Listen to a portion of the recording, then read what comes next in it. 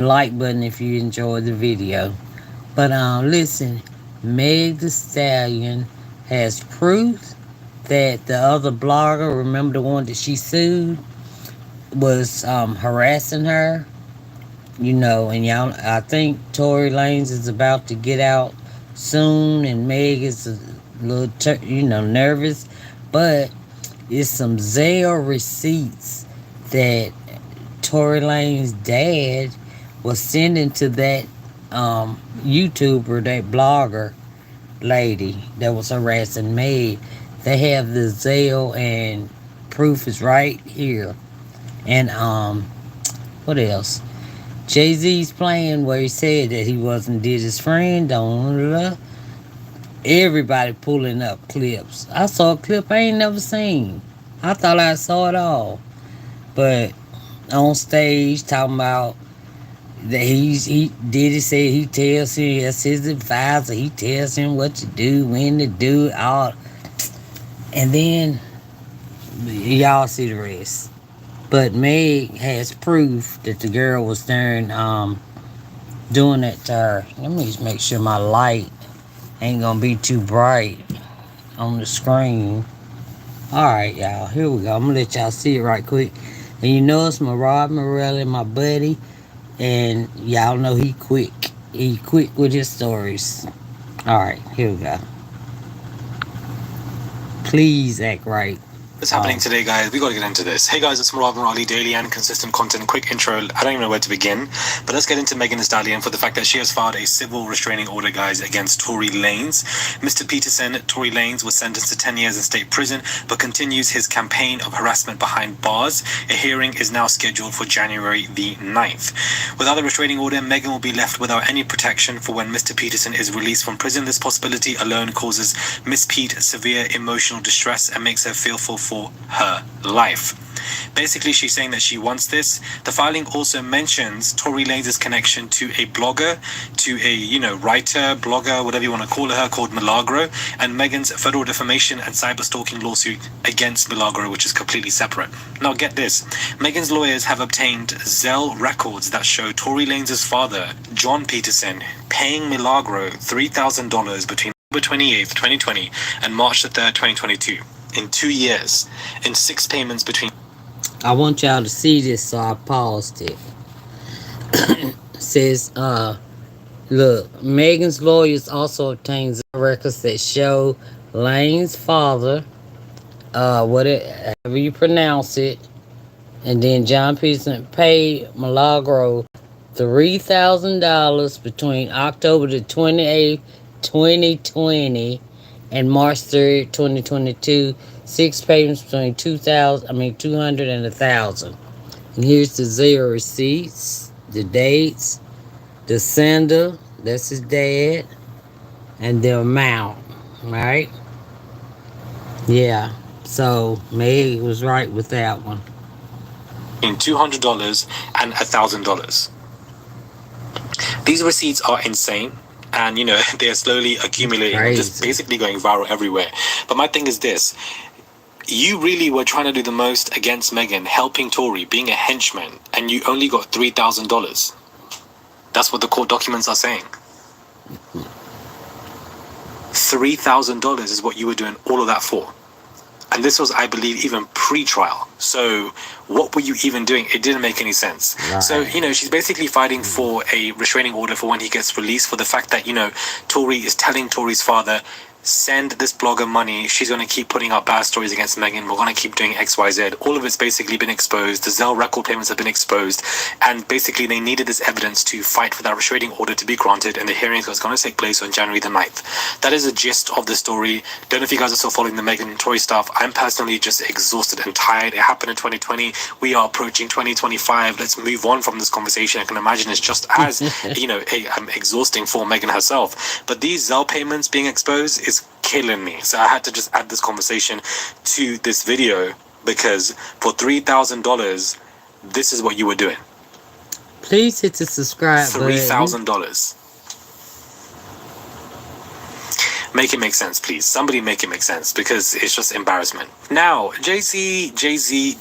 Let's talk about him for a minute, because this. Hey, Y'all, it ain't the same thing, so please continue to watch it, cause I wouldn't even, well, he shouldn't have did that. He never lie, never lie. This is what I wanted to speak about and lament, let's just say, strong word lament in this video, to basically discuss the fact that this man's plan has backfired tremendously. I don't know what Alex Spiro has done. As somebody who has a great reputation himself, I'm confused as to why he would make the statements that, Jay-Z and P. Diddy were never friends. So he's made that statement. We've discussed it. Everybody's discussed it. Wherever you're watching, people are talking about it.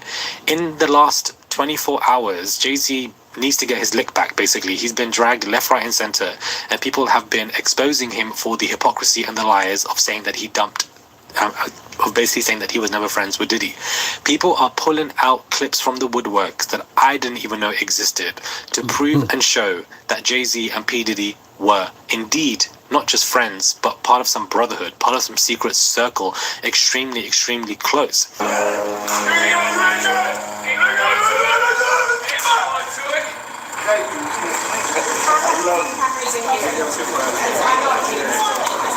having a great night. These clips are mainly from P. Diddy, but of people around the circle. We all know that there's pictures of them doing Rock Nation brunches and just pictures of them in general. And there are some people out there saying that, well, they're our colleagues. They definitely were not colleagues. Let's not lie here, guys. And I just feel like what's happened to Jay-Z in the past 24 hours is that he had a lot of supporters on his side who, were vocal about the inconsistencies. Even people who believed against Jay-Z were back on his side because of these inconsistencies and the interview that this alleged victim did. But then Spiro coming out to say that Jay-Z and P. Diddy were never friends has definitely confused a lot of people who are currently on Jay-Z's side. I've seen a lot of comments of people saying, well, why is he lying? Now it looks like he's got something to hide. One person. Oh, go on. And I call him Sean. That's Jay-Z. We call each other Sean. Okay. Yeah. Nobody else could call me Sean. He's the only person who's Sean approved. There's not a single person that outside of family that should be outside of my mother. Okay, that should be calling me. Yeah, they should be calling me Sean. They are pulling out these clips from the woodworks that I just did not know existed. You've been there with me through my ups and downs. Whenever I get in trouble, this is the one I call. It's my strategist right here. It's my brother. It's B.I.G. Yes, sir. It's Brooklyn Zone, Brooklyn. It's not a good move. And I wanted to just drop this conversation in this video because I've been seeing it for the past 48 hours after they made that statement that this has backfired in a way that is just terrible. Not saying that this could be the reason for why the lawsuit is not going to be dismissed. Really has nothing to do with that. But to make a statement like this shows that you're implying that Jay-Z could be hiding something because it doesn't make any sense. And I feel like Jay-Z is the type of person to turn his back on people. I feel like, I feel like there's multiple business deals, that have happened. Rock Nation, Rockefeller Records. Sorry, like there's so many deals and stuff. XYZ, like history can show you. Then of course there's stuff with R. Kelly. He settled with them outside of court, wanted them off the tour. Like all of it's there to see. But to do something like this in a pinnacle moment like this adds to your crisis mode. Aren't they hiring a PR person, etc.? I don't know. P. Diddy said himself on stage, if I can find the clip, I will find it because I believe there are so many floating around that Jay-Z is his strategist. That is a strong word to use. Basically saying that Jay-Z drives P. Diddy's career. You've been there with me through my ups and downs. Whenever I get in trouble, this is the one I call. It's my strategist right here. Strategizes with him and says what you should do and what you shouldn't do and where you should go and what you shouldn't go. Strategizing with somebody who has had so many cases of SA against them is insane. And Jay-Z, of course, was admitting that publicly on stage together. So, these clips are just a lot. Crazy.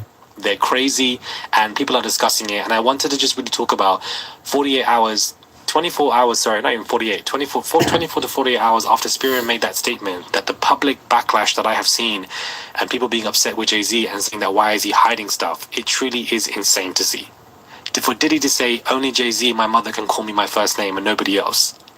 These clips are crazy and it just goes to show you that they are best friends. They were best friends. Why are you lying? Why are you trying to be revisionist? Doesn't make any sense.